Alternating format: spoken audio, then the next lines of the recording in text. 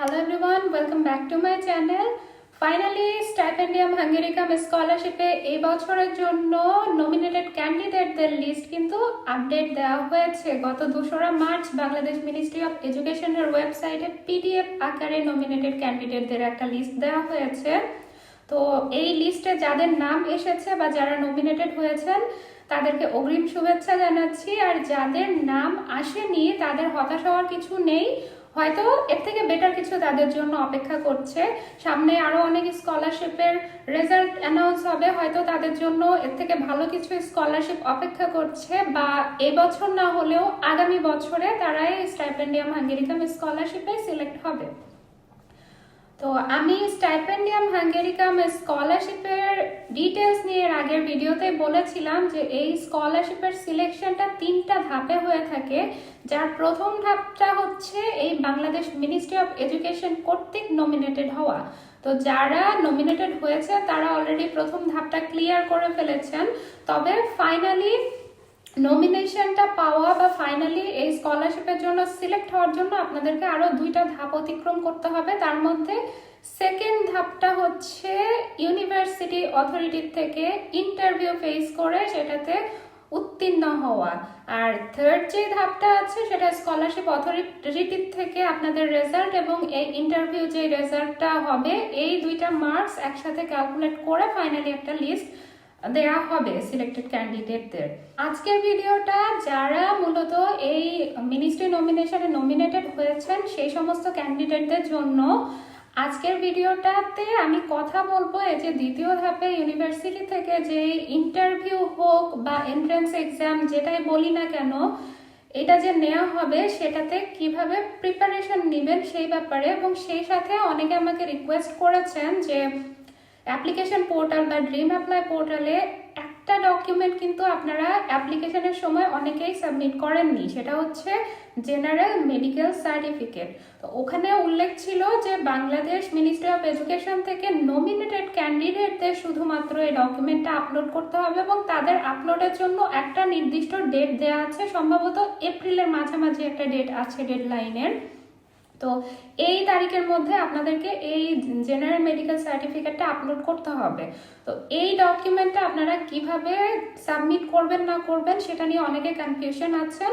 তো সেই ব্যাপারটা নিয়েও আমি আজকের ভিডিওতে আলোচনা করব আপনাদেরকে। আমার যে জেনারেল মেডিকেল সার্টিফিকেটটা আমি সাবমিট করেছিলাম সেটা আমি সরাসরি ওপেন করে দেখিয়ে দিব। এটা হচ্ছে সেই জেনারেল মেডিকেল সার্টিফিকেট বা ম্যান্ডেটরি মেডিকেল সার্টিফিকেট, যেটাই আপনারা বলেন না কেন, যেটা আপনাদেরকে হাঙ্গেরির যে অ্যাপ্লিকেশন পোর্টালটা আছে ড্রিম অ্যাপ্লাই পোর্টাল সেটাতে আপনাদেরকে আপলোড করতে হবে। তো এই যে ফর্মটা আপনারা দেখতে পাচ্ছেন এটা 2023 সালে আমি যখন অ্যাপ্লিকেশন করেছিলাম সেই সময় এটা সাবমিট করেছিলাম। এবারের ফর্মটাও মোটামুটি সেম ফরম্যাটেই থাকার কথা, সামান্য কিছু পরিবর্তন হতে পারে। আপনারা এটা স্টাইপেন্ডিয়াম হাঙ্গেরিকামের অফিসিয়াল ওয়েবসাইট থেকে ডাউনলোড করে নিতে পারবেন। তো ডাউনলোড করার পরে আপনারা এটা কিভাবে করবেন, ডাউনলোড করে একটা প্রিন্ট আউট করবেন। প্রিন্ট আউট করার পরে আপনাদের যদি পরিচিত কোনো ডক্টর থাকে তার কাছে চলে যাবেন, বা পরিচিত ডক্টর যদি নাও থাকে যে কোনো এমবিবিএস ডক্টরের কাছে, অবশ্যই মেডিসিন ডক্টরের কাছে যাওয়ার চেষ্টা করবেন, অন্য ডক্টরদের কাছে গেলেও কোনো প্রবলেম নেই। তো ফর্মটা নিয়ে যাওয়ার পরে এই যে প্রথম যে এই ঘরটা আছে এখানে কিছু টেস্টের কথা লেখা আছে, ডক্টর আপনাকে এই টেস্টগুলো করিয়ে আনতে বলবে। তো আপনারা টেস্টগুলো করিয়ে নিয়ে ডক্টরের কাছে ব্যাক যাবেন। যদি আপনারা সরকারি হাসপাতালে টেস্টগুলো করেন তাহলে খরচ অনেক কম পড়বে, আর প্রাইভেট ক্লিনিকে যদি করেন ম্যাক্সিমাম 4000-এর মধ্যে আপনাদের হয়ে যাওয়ার কথা টেস্টগুলো। তো টেস্টগুলো করিয়ে রিপোর্ট সহ ডক্টরের কাছে যাবেন, তারা নিজেরা এই ফর্মটা পূরণ করতে পারে বা আপনাকে বলতে পারে যে আপনি পূরণ করে দেন আমি সাইন করে দিচ্ছি, সেটাও হতে পারে। তো কবে টেস্ট করিয়েছেন এবং সেটার রেজাল্ট কি এগুলো ফিল আপ করবেন। প্রবলেমটা হচ্ছে এই লাস্টের এই পার্টটা, এটা হচ্ছে ছোটবেলার কিছু ভ্যাকসিন ট্যাক্সিনের ব্যাপারগুলো আছে যেটা আমাদের কারো কাছে এটার কোনো ডকুমেন্ট নেই। আমার যে এখানে ডেটগুলো দেখতে পাচ্ছেন এগুলো জাস্ট আমি র্যান্ডম কিছু ডেট দিয়েছি আমার জন্মসালের সাথে মিলিয়ে, কত মাস পর পর দিতে হয় এইভাবে বসিয়ে দিয়েছি, কারণ সবারই এই ভ্যাকসিনগুলো দেয়া থাকে, জাস্ট ডেটটা নিয়ে একটু কনফিউশন থাকে। তো আমি পরিচিত ডক্টরের কথা কিন্তু এই জন্যই বলেছি, এই নিচের এই কয়টা যে ছোটবেলার ভ্যাকসিন আছে সেটা নিয়ে অনেক ডাক্তারই অনেক ইস্যু করতে পারে, তারা দেখা যায় যে সাইন করতে চায় না কোনো ডকুমেন্ট ছাড়া। তো কোনো ডক্টর যদি রাজি না হয় সেক্ষেত্রে সিম্পলি আপনি অন্য ডক্টরের কাছে চলে যাবেন, কেউ না কেউ সাইন করে দিবে। কারণ এই ভ্যাকসিনগুলো আমরা ছোটবেলায় সবাই নিয়েছি, জাস্ট আমাদের কোনো ডকুমেন্ট নেই। আর আশা করি আপনারা যে লোকালিটিতেই থাকেন না কেন, আপনাদের কোনো না কোনো পরিচিত ডক্টর কেউ না কেউ আছে। তাদের কাছে যদি যান তারা এটা নিয়ে কোনো সমস্যা করবে না। নিতান্তই যদি কোনো ডক্টর এই ডেটগুলো বসাতে রাজি না হয় তাহলে নো দিলেও কোনো প্রবলেম নেই। এখানে দেখেন আমার হেপাটাইটিস বি ভ্যাকসিনেরটা আমার দেয়া ছিল না, সে কারণে কিন্তু আমি নো দিয়েছি, তাতেও কিন্তু কোনো প্রবলেম হয়নি। তো এগুলো যদি কারোর নো দেয়া থাকে তাও এটা কোনো প্রবলেম হবে না। আপনাদের মেইন দেখার বিষয় হচ্ছে উপরের এইগুলা। আজকে যে মূল আলোচনা, ইউনিভার্সিটি থেকে এন্ট্রান্স এক্সামের প্রিপারেশন কিভাবে নেবেন সেই আলোচনাতে যাব। তবে তার আগে আমি একটা ব্যাপার আপনাদেরকে একটু ক্লিয়ার করে দিতে চাই যে মিনিস্ট্রি যে নমিনেশনটা দিয়েছে সেটাই কিন্তু ফাইনাল নমিনেশন বা ফাইনাল সিলেক্টেড ক্যান্ডিডেটদের লিস্ট না। আমি আবারও বলছি, কেননা সেই ব্যাপারটা বলতে গেলে বলতে হয়, আমি একটু আগে বাংলাদেশ মিনিস্ট্রি অফ এডুকেশনের ওয়েবসাইটে এই বছরের নমিনেটেড ক্যান্ডিডেটদের লিস্টটা দেখছিলাম এবং সেখানে মোট নমিনেশন দেওয়া হয়েছে 280 জন ক্যান্ডিডেটকে। এই 280 জন ক্যান্ডিডেটের মধ্যে 130 জন আন্ডার গ্রাজুয়েট, মাস্টার্সে 100 জন, ওয়ান টায়ার মাস্টার্স প্রোগ্রামে 20 জন এবং পিএইচডি প্রোগ্রামে 30 জনের নাম কিন্তু এনলিস্টেড আছে। তো এই সর্বোপরি 280 জনকে নমিনেশন করা হয়েছে। তবে আমি স্কলারশিপের ডিটেলস নিয়ে যে ভিডিওটা বলেছিলাম বা স্কলারশিপের অ্যানাউন্সমেন্টেই উল্লেখ আছে যে বাংলাদেশি স্টুডেন্টদের জন্য সংরক্ষিত স্কলারশিপের মোট আসন সংখ্যা হচ্ছে 140। আর এই 140টার মধ্যে 30টা সিট সংরক্ষিত থাকে নিউক্লিয়ার এনার্জেটিক সাবজেক্টের জন্য। তো গত বছরের নিউক্লিয়ার এনার্জেটিক সাবজেক্টে সেপারেটলি নমিনেটেড ক্যান্ডিডেটদের একটা লিস্ট দেওয়া হয়েছিল। এই বছরে কিন্তু মিনিস্ট্রি নমিনেশনে আমি সেপারেট কোনো লিস্ট দেখতে পাইনি নিউক্লিয়ার এনার্জেটিক্সে। তো গত বছর পর্যন্ত নিয়ম এমন ছিল যে এই 30টা যে নিউক্লিয়ার এনার্জেটিক সাবজেক্টের জন্য সংরক্ষিত সিট আছে এর মধ্যে অন্য কোনো সাবজেক্ট থেকে কেউ নমিনেটেড হবে না। এই 30টা শুধুমাত্র নিউক্লিয়ার এনার্জেটিক্স থেকেই নেওয়া হবে। বাকি যে 110টা সিট আছে সেটা বাকি সব সাবজেক্ট সব প্রোগ্রামের জন্য নির্ধারিত। বলে রাখা ভালো, এই স্কলারশিপে কিন্তু কোন প্রোগ্রাম থেকে কতজন নিবে বা কোন সাবজেক্ট থেকে কতজন নিবে এই ধরনের কোনো কোটা নেই। গত বছর পর্যন্ত এই যে মিনিস্ট্রি থেকে নমিনেশনটা দেয়া হতো সেই নমিনেশনে দেখা যেত যে মেরিট ওয়াইজ একটা সিরিয়াল নাম্বার করা হতো, যেটা হচ্ছে আপনার সিজিপিএ, আইএলটিএস এবং অন্যান্য যে সমস্ত সাপোর্টিং ডকুমেন্ট সাবমিট করেছেন তার উপরে নাম্বারিং করে একদম 1 to যতজন পর্যন্ত নমিনেটেড আছে সেই পর্যন্ত সিরিয়ালি একটা লিস্ট দেওয়া হতো। তো সেই ক্ষেত্রে সিরিয়ালে যারা শুরুর দিকে থাকতো তারা এই স্কলারশিপ পাওয়ার ক্ষেত্রে এগিয়ে থাকতেন। কিন্তু এই বছরে যেহেতু আমাদের সরকার বদল হয়েছে, সিলেকশন কমিটিও বদল হয়েছে, সে কারণে আমরা আসলে কেউই ক্লিয়ারলি জানি না যে এইবারে যে লিস্টটা দেওয়া হয়েছে সেটা মেরিট ওয়াইজ সিরিয়াল করেছে নাকি র্যান্ডম একটা লিস্ট দিয়ে দিয়েছে। তাছাড়া এবারে নিউক্লিয়ার এনার্জেটিক্স এর জন্য কিন্তু সেপারেট কোনো লিস্টও আমি দেখতে পাচ্ছি না। হতে পারে যে সেপারেটলি কোনো লিস্ট করা হয়নি, এই 30টা সিটও ওই 110টার সাথে একসাথে কাউন্ট করে টোটাল 140 জনই ধরা হতে পারে। যদিও এ ব্যাপারে মিনিস্ট্রির লোকজন বা সিলেক্টর কমিটি ছাড়া আর কেউ আপনাকে নিশ্চিত করতে পারবে না।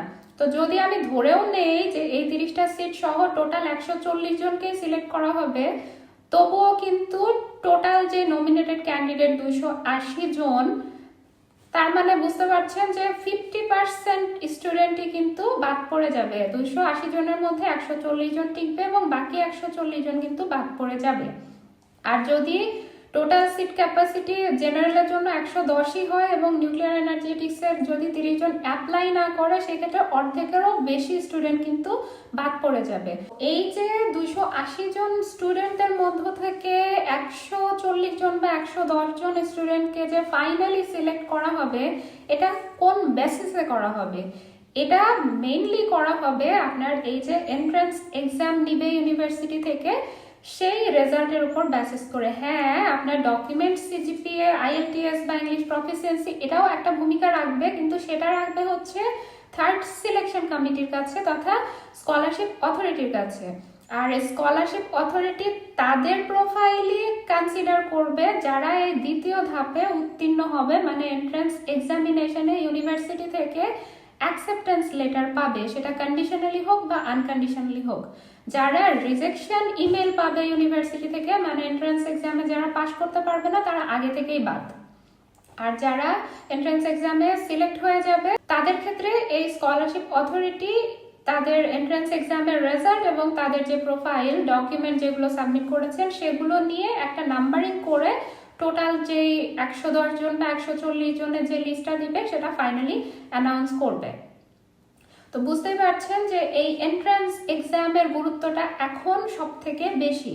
এবারে আজকে যে মূল আলোচনা, এন্ট্রান্স এক্সামের প্রিপারেশনটা কিভাবে নেবেন সেই ব্যাপারে চলে যাচ্ছি। বলে রাখা ভালো, এই এন্ট্রান্স এক্সামটা ডিপেন্ড করে আপনার ইউনিভার্সিটি এবং সাবজেক্ট ভেদে। University two university, subject to subject এই এন্ট্রান্স এক্সামের টাইপ এবং ডিউরেশন এগুলো ভ্যারি করতে পারে।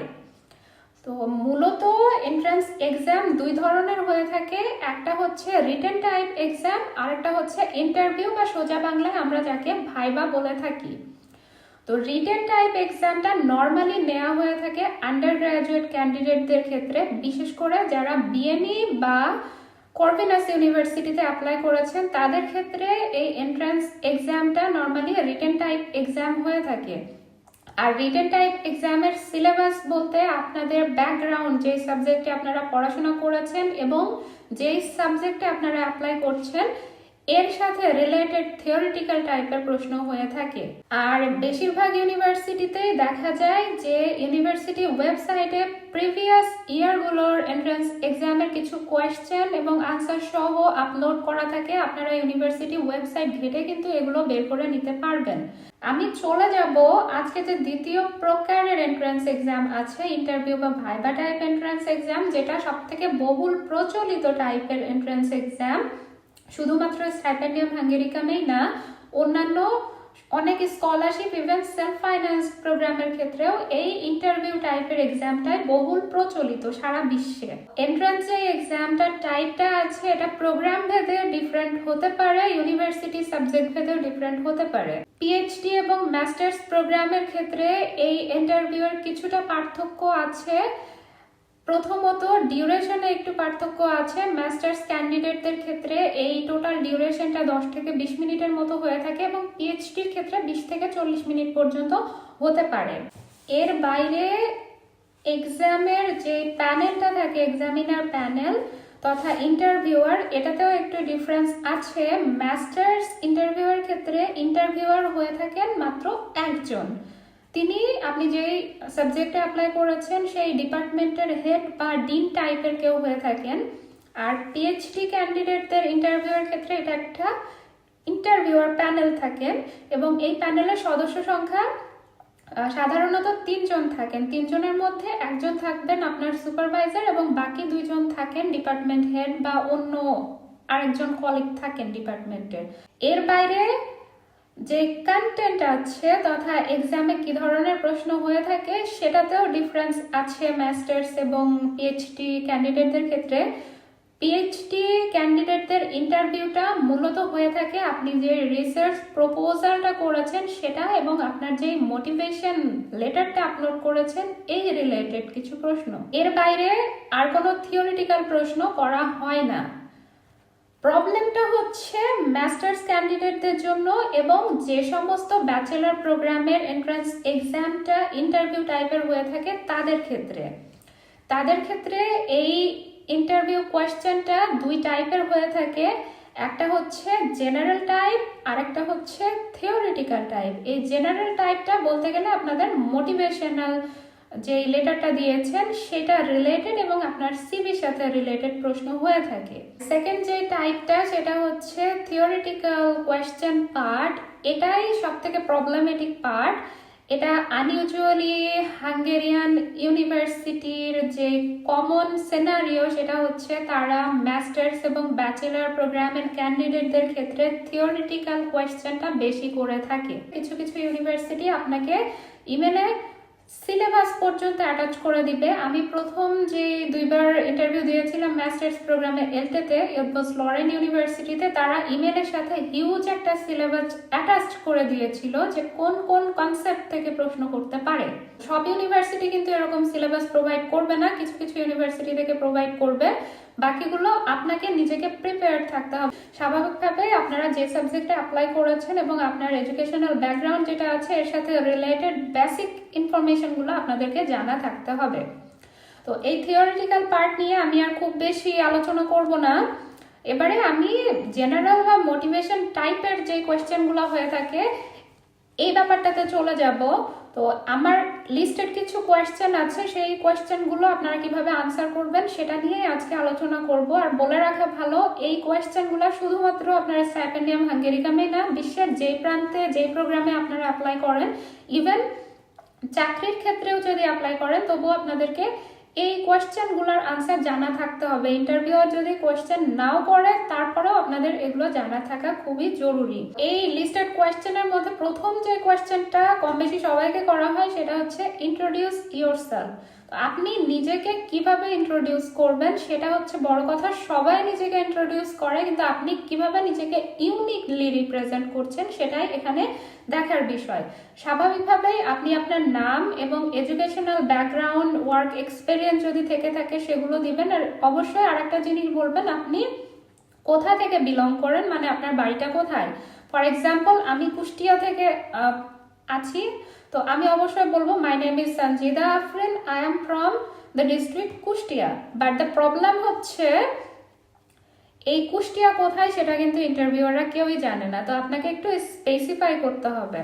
সেকেন্ড যে কোয়েশ্চেনটা কমনলি করা হয়ে থাকে সেটা হচ্ছে why this specific program or scholarship, why this specific university, why this specific subject.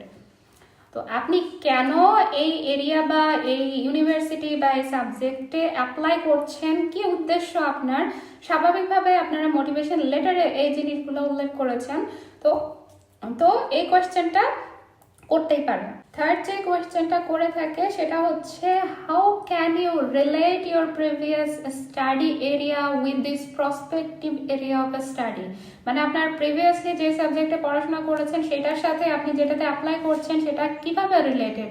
যদি কোনো রিলেশন নাও থাকে, যদি কেউ দেখা যায় যে ব্রাঞ্চ বা এরিয়া অফ স্টাডি চেঞ্জ করছেন, ফর এক্সাম্পল সায়েন্স থেকে আর্টস বা কমার্সের সাবজেক্টে মুভ করছেন, সেই ক্ষেত্রেও আপনারা ক্লিয়ারলি ডেসক্রাইব করবেন যে এটা রিলেটেড না, তবে এইভাবে আপনি রিলেট করার চেষ্টা করবেন, কোনো না কোনো একটা ইস্যু তুলে এনে ওখানে রিলেট করার চেষ্টা করবেন। ফর এক্সাম্পল আপনার কোনো এক্সপিরিয়েন্স থাকতে পারে প্রিভিয়াস স্টাডির ক্ষেত্রে যেটাতে আপনি একটু কনফিউশনে ছিলেন, সেই ক্ষেত্রে সেটা উত্তর পাওয়ার জন্য আপনি এই এরিয়াতে পড়াশোনা করতে চাচ্ছেন, এইভাবে রিলেট করার চেষ্টা করবেন যদি কোনো রিলেশন নাও থেকে থাকে।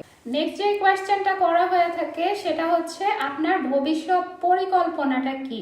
আপনি আজ থেকে 5 বা 10 বছর পরে নিজেকে কোথায় দেখতে চাচ্ছেন, কোন প্রফেশনে দেখতে চাচ্ছেন, মানে আপনার ক্যারিয়ার পরিকল্পনাটা কি, সেই বিষয়ে প্রশ্ন করা হয়ে থাকে। এবং সেই সাথে এটাও প্রশ্ন করা হয় যে আপনি এই প্রোগ্রামে হাঙ্গেরিতে পড়াশোনা করলে আপনার ভবিষ্যৎ ক্যারিয়ারের ক্ষেত্রে এটা কিভাবে হেল্প করবে। তো এই ব্যাপারটা আপনাকে জানা থাকতে হবে। আর যেহেতু আপনি এই প্রোগ্রাম থেকে কিভাবে বেনিফিটেড হবেন এই প্রশ্নটা করা হয়ে থাকে, স্বাভাবিকভাবে এর পরবর্তীতে আরেকটা প্রশ্ন চলে আসে, সেটা হচ্ছে এই প্রোগ্রাম বা ইউনিভার্সিটি বা স্পেসিফিক এই সাবজেক্ট আপনার থেকে কিভাবে বেনিফিটেড হবে বা আপনি তাদেরকে কি দিতে চাচ্ছেন। আপনি নিজেই শুধু বেনিফিটেড হবেন এটা তো হতে পারে না, তারাও তো কোনো কিছু আপনার থেকে এক্সপেক্ট করতেই পারে।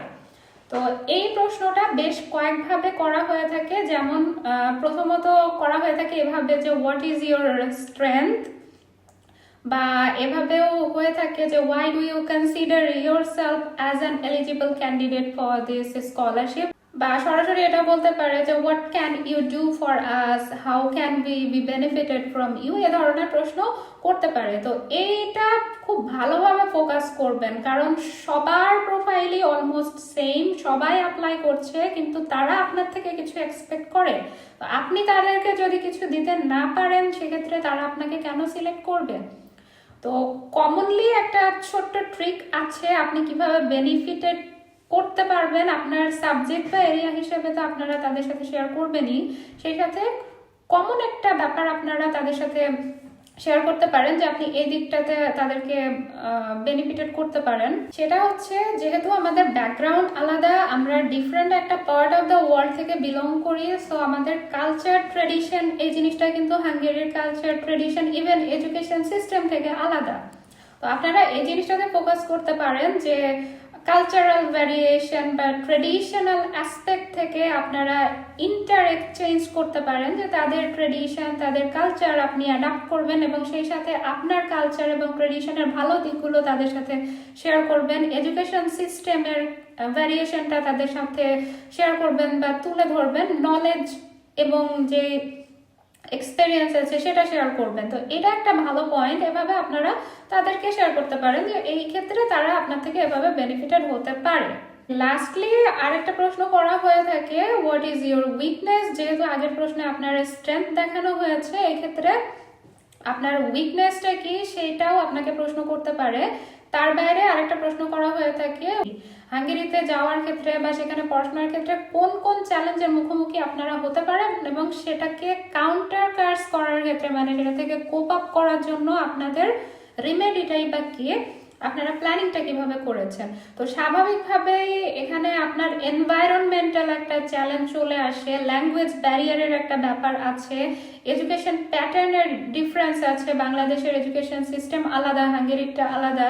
সো এইগুলোতে দেখা যাচ্ছে যে কোপ আপ করার ক্ষেত্রে আপনার একটু প্রবলেম হবে। তো এই জিনিসগুলো আপনারা তুলে ধরবেন যে এগুলো আপনি মনে করেন যে সব থেকে বেশি চ্যালেঞ্জিং, তবে এটা থেকে উত্তরণের ক্ষেত্রে আপনার কাউন্টার মেজার আপনি কি কি করছেন, যেমন ইন্টারন্যাশনাল কমিউনিটির সাথে আপনি একটু বেশি কমিউনিকেট করার চেষ্টা করবেন।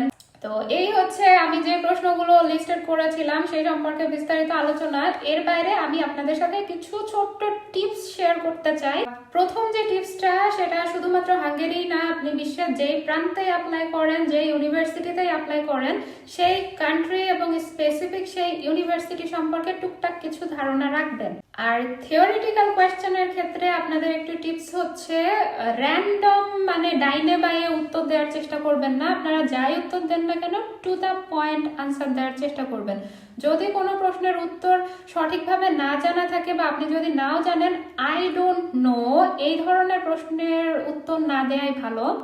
তবে ভুলভাল উত্তরও দিবেন না, আপনি যতটুকু জানেন সেইটুকু শেয়ার করবেন বা তারপর বলবেন যে এরপরে আপনার ক্লিয়ার তেমন কোনো ধারণা নেই। Last but not the least, আপনার যে লেটার অফ মোটিভেশনটা সাবমিট করেছেন এবং সিভি সাবমিট করেছেন এটা সম্পর্কে ক্লিয়ার ধারণা রাখবেন। বিশেষ করে আপনার রিসার্চ এক্সপেরিয়েন্স বা আপনার যে ফাইনাল ইয়ার প্রজেক্ট বা থিসিস কি রিলেটেড ছিল এটা সম্পর্কে টুকটাক কিছু প্রশ্ন করতে পারে। সর্বোপরি এই যে জেনারেল টাইপের কোয়েশ্চেনগুলো করা হয়ে থাকে এইটাতে আসলে ঠিক বা ভুল বলে কোনো আনসার নাই, এটা আপনারা যে উত্তরই দিবেন সেটাই ঠিক। তবে এখানে দেখার বিষয় হচ্ছে আপনি অন্যদের থেকে কিভাবে একটু আলাদাভাবে উত্তর করছেন সেটা।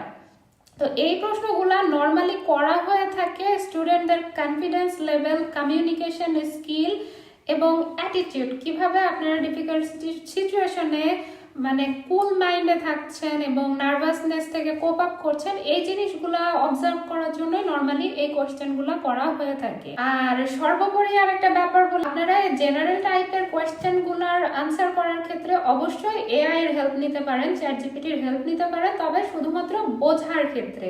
হুবহু চ্যাট জিপিটির আনসার বা অন্য কোনো এআই টুলস এর আনসার হুবহু কপি করবেন না, তাহলে কিন্তু ধরা খেয়ে যাবেন। তারা জানে, ইন্টারভিউয়াররা জানে যে স্টুডেন্টরা এআই এর সাপোর্ট নিয়ে থাকে এবং এআই এর সাপোর্ট নিয়ে দেখা যায় যে যারাই আনসার করে সবার আনসারগুলোই গতানুগতিক একই রকম হয়ে থাকে। তো সেক্ষেত্রে তাদের ক্ষেত্রে এই জিনিসটা ধরে ফেলার সম্ভাবনাটা খুবই বেশি। হাঙ্গেরির এই এন্ট্রান্স এক্সামের ইনফরমেশন নিয়ে আমার টুকটাক কথাবার্তা এখানে আজকে শেষ করব। যারা ইন্টারভিউর প্রিপারেশন নিচ্ছেন তাদেরকে অ্যাডভান্স বেস্ট অফ লাক। আশা করি খুব শীঘ্রই আপনাদের স্বপ্ন পূরণ হবে এবং আপনারা হাঙ্গেরিতে আসতে পারবেন। তো ভিডিও আজকের মতো এখানে শেষ করছি। আপনারা সবাই ভালো থাকবেন, সুস্থ থাকবেন। আল্লাহ হাফেজ।